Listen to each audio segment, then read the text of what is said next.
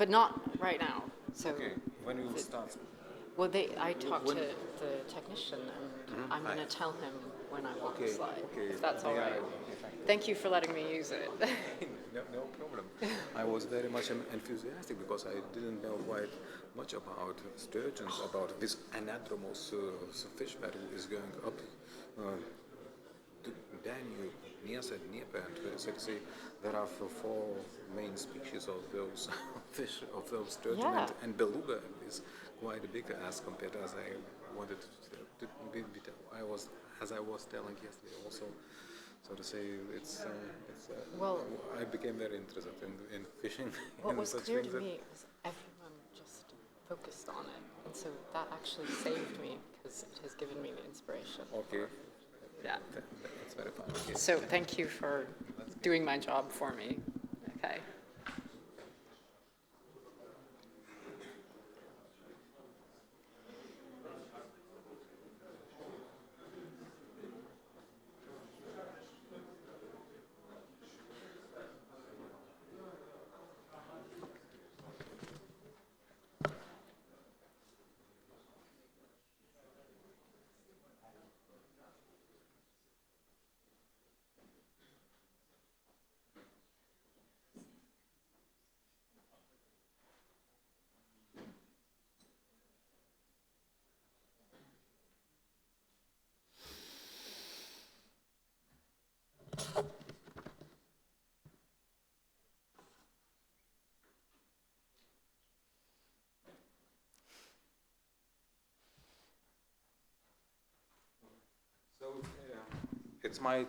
It is my great pleasure and delight and honor to introduce our evaluator, Professor Monica White from Nottingham University, and she will break down everything and put everything in order, so that we know what we were doing for 2 long days. Thank you. Thank you so much, and I know we're at the end of a couple of long days, and I'm going to try not to use the full half hour. We've had a lot to discuss over a very stimulating conference, and we've had our disagreements, I think, it's fair to say, about a number of issues, but if there is one thing that we can agree on, if I may have the slide, please. It's our good friend, the sturgeon.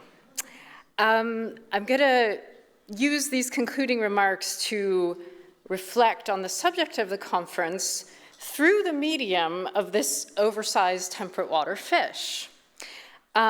So I'd like you to reimagine the map of Eastern Europe just for a moment. Instead of a large mass of land between 2 seas, I want you to think of a large sea, and we're going to take it from there. So Byzantium, if we start from Byzantium, it was, for many centuries, a big fish in a big pond and of geopolitics. It was a top predator of a state. Yay. But being a top predator is, of course, not a guaranteed position, and it won't last forever. And well before our period, what you might call invasive species had started muddying the waters in our lovely East European pond.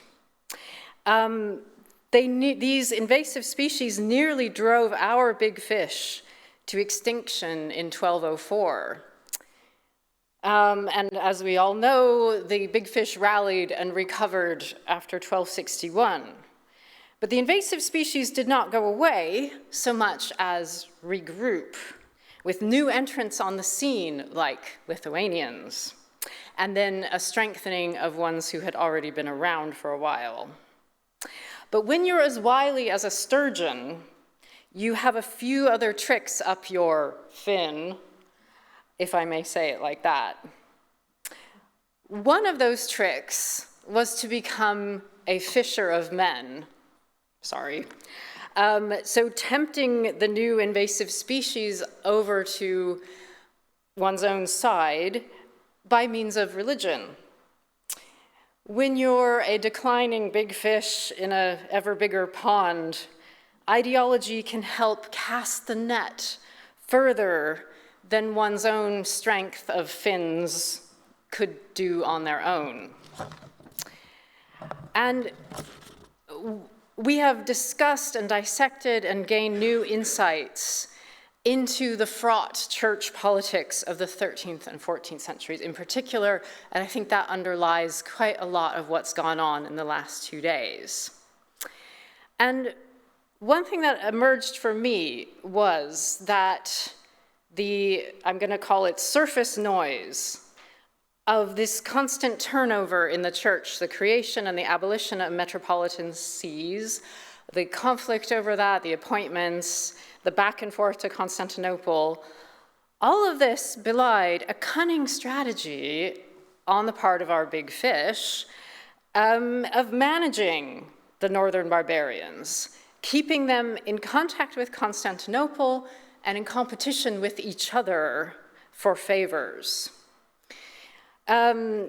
Whatever else was going on, it didn't matter. Flirtation with Catholicism, reversion to paganism, double baptisms, dealings with the Golden Horde and the Ottomans. The constant dangling of that bait of, the prize of the new metropolitan see kept everyone focused on Constantinople as the source of favors and the party that had to be pleased. There's no such thing as negative publicity or negative attention, and when you're a declining empire, you want as much of both as you can possibly get. Now, as Professor Baronas has reminded us, Lithuania was not out of Byzantium's orbit, even after the definitive turn to Catholicism.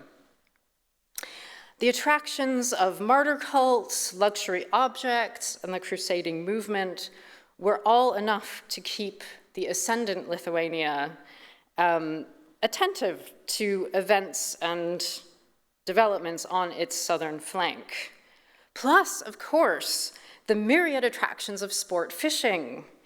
And I do actually want to make a serious point about fun, because I think we all reacted very strongly to this sudden appearance of leisure activities. It's not a topic we talk about enough. Maybe our sources are to blame, but I think it was a really good reminder of what attracted people and what motivated people. It motivated us, so I think it probably motivated them. To all of this fun stuff, we can add things like the elusive wall paintings that we heard about this morning. Even though they're fragmentary, they're very suggestive of commissions in Byzantine style. I think that is proven beyond a doubt. Whatever the fate of the Grand Duchesses, the artistic styles that they brought with them were certainly sought after. And I'm going to make the first of a number of nominations for prizes. Grand Duchess Elena stood out to me as a very sympathetic figure that I felt I felt sorry for her in an impossible situation. She was a great reminder to us, an important reminder that the path to cultural transfer was often very fraught.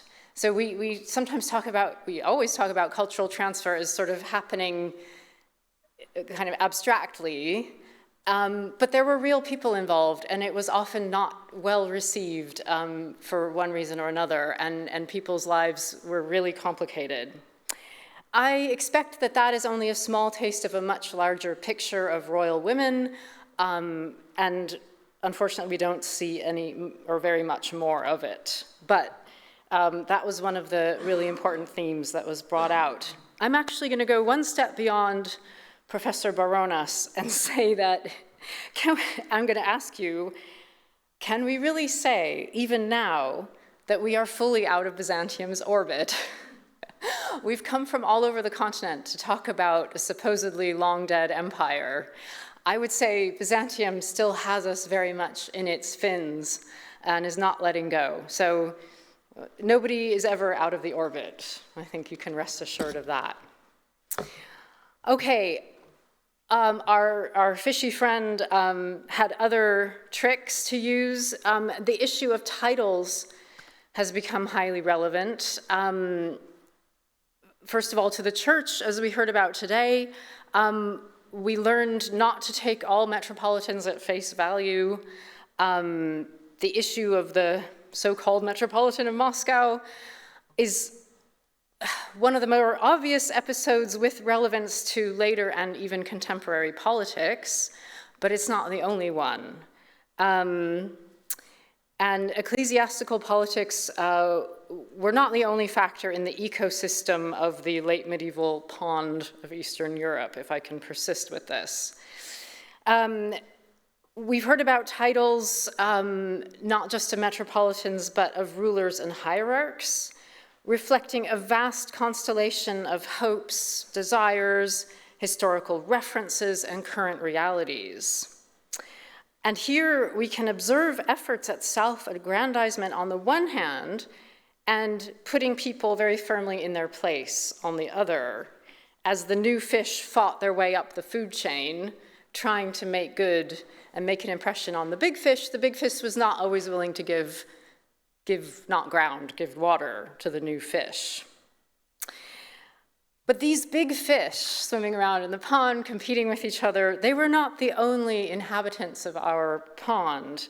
An ecosystem needs lots of different creatures to survive, of lots of different sizes and shapes. And we have been very helpfully reminded of other smaller elements, but no less important, perhaps not as eye-catching as the charismatic megafauna that we see here, but every bit as important in the maintenance of life.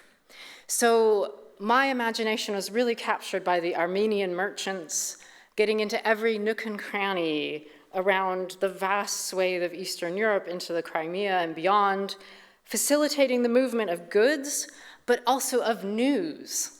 This was something that really struck me. They were the social media of their day, and apparently caused just as much anxiety as we now feel about social media. Fake news, linguistic inaccuracies, mistrust, apparently, the most dangerous heretics. That phrase is going to stay with me. They were navigating a multilingual environment, seemingly quite successfully. And the importance of names was also explored in the designation for Poland. A fascinating, seemingly a small linguistic and historiographic point, but it opened such a huge vista onto historical and linguistic development. A timely reminder of the ambiguity of pre-modern ethnonyms and toponyms that do not map onto modern designations. It's something we all need to constantly remind ourselves and our students. Professor Malinowski also reminded us of the historical accidents that lead to usages. And for my second award, I'm going to nominate him for most exotic comparison with post-colonial Latin America. Well done. I thought that was particularly broad. So other species preferred more to stay put than to circulate around the pond. I'm thinking of the metropolitans who refused to leave Constantinople for obscure outposts on the Black Sea. And then there were those who were both highly mobile and adept at camouflage, possibly the most dangerous species in the pond, not the Armenians. But I'm going to make another nomination at this point of my favorite character overall who emerged from this conference, Paulus Tahiaris, the false patriarch of Jerusalem. If a film is not already in production about his life, perhaps we could offer a script because I already have some ideas. I'm thinking the anti-patriarch and the anti-metropolitan could go on an ecumenical tour with one of the anti-popes. We could call it the Trinity of the Antis. But I'm going to stop there before I get struck by lightning, but just an idea. Another element circulating in our pond another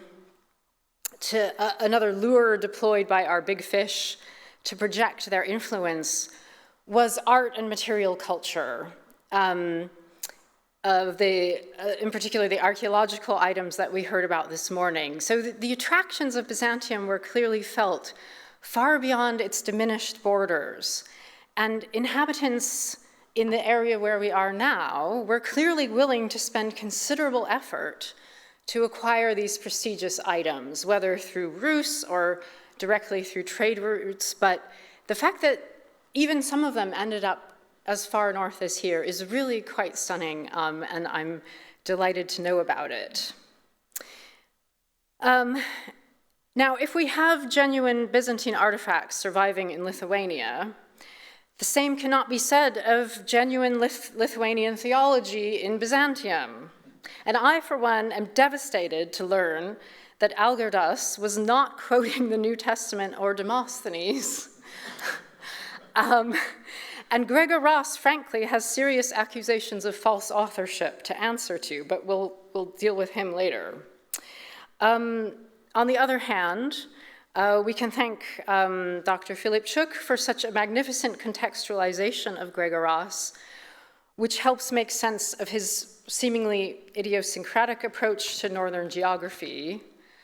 And indeed, I'm sorry they happened right before my talk, so I didn't have as much time to digest them as I would have liked, but the contributions about Gregor Ross encapsulate many of the approaches that we've been exploring in the last 2 days regarding Byzantine engagement with the lands to the northwest.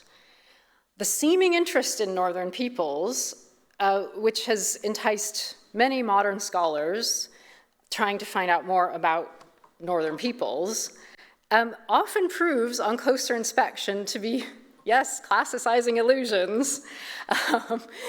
They'll always come out and get you.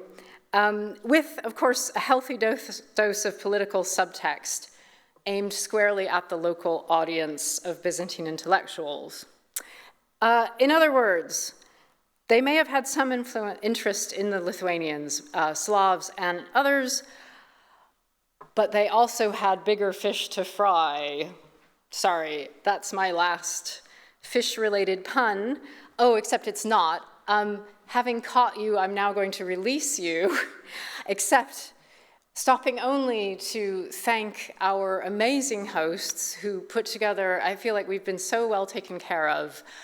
Everything has gone wonderfully smoothly, and the technical team, I think, deserves a special shout out. I've really, I personally, and I think I speak for everyone, have really gotten so much out of this, and I want to thank you all and offer you the opportunity to take a break. Thank you.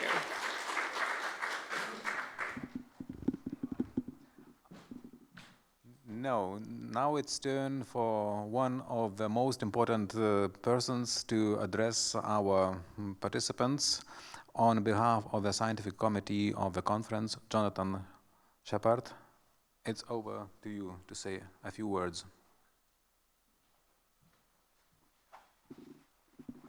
Well, the good news is it's a very few words, because clearly this has been an important, groundbreaking conference. There hasn't been an attempt at a synthesis or a bringing together of the very disparate bits of evidence and ideas relating to connections between the Lithuanian lands and the Byzantine world before. So this is a first in a historic sense. And accordingly, the organizing committee upon whose behalf I am speaking have plans to try to make the last 2 days' proceedings permanent, that is, to have them published. Publication is in our sights. But for that, and I'm now addressing everyone who has given a paper today or yesterday, could you please send in your texts, and obviously with the illustrations where relevant, could you please send them in to our organizer, I assume to Darius Baronas himself. The exact details will follow in a moment. The point is that we do have a deadline because we would like this to get moving sooner rather than later. So please, if you have given the paper today or yesterday, could you please send in your contribution not later than September 30th of this year. I should add that, of course, we cannot guarantee publication. It will not be automatic.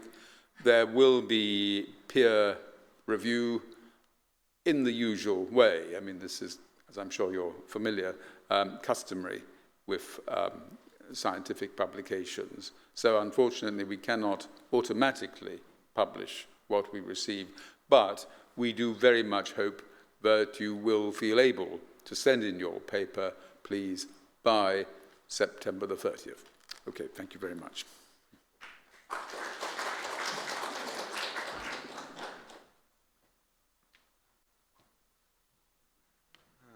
Now I have also to say a few words. At first, I would like to thank my Lithuanian colleagues who participated in this conference, but even more so, I would like to thank our colleagues from abroad. When we started thinking about this conference, it was 3 years ago, and I was rather skeptical about the wish on the part of our colleagues from abroad that they would come to Vilnius, and it was in the midst of the plague that had devastated results over all of the world. But I was most positively surprised when virtually all participants wanted to come to Vilnius, and everybody could have come except for Ukrainian colleagues who couldn't do this due to political and military situation that is so devastating in our hearts. But I would like to thank our organizers, first of all, the Lithuanian Institute of History, and in particular, its director, Professor Alvydas Nikžentaitis, who was very liberal, as you can imagine, very generous in financial support for this conference. It's up to him that we have to be very thankful, first of all. And also, I couldn't pass over in silence the contributions made, first of all, by the National Museum, the Palace of the Grand Dukes of Lithuania, and Ramunė, Šmigelskytė, and Vidas Dolinskas, so to say, are to be thanked so much. But as we scholars, we know how much work is done behind the scenes in making conferences possible. So no less, so to say, are to be thanked for the Polish Institute for the Polish Institute in Vilnius, which is the most active institution promoting Lithuano-Polonian cooperation, and I am very thankful for them also. Also, many of Lithuanian colleagues are indebted to the Vilnius University Faculty of History, so to say, and I think that many of us would have had a very good occasion to see how perfectly well we were conducted throughout the historical buildings of Vilnius University by the Dean Loreta Skurvidaitė.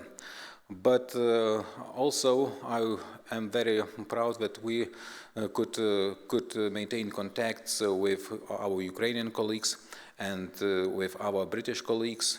Despite Brexit, I think that the bonds uniting Great Britain to the rest of Europe are unbreakable. And I would like also, on behalf of the Lithuanian Institute of History, to present our two wonderful British colleagues, Jonathan Shepard and Monica White, with a book, Great Britain and Lithuania. It is written in exquisite English, and you may ask why, and I will answer that it is written by none other than Stephen Rowell. So to say, I think that it is a pleasant gift for you. And on this note, I would like to finish our conference and to say that it is over in terms of formal, that our conversation will be continued for a while. Thank you so much.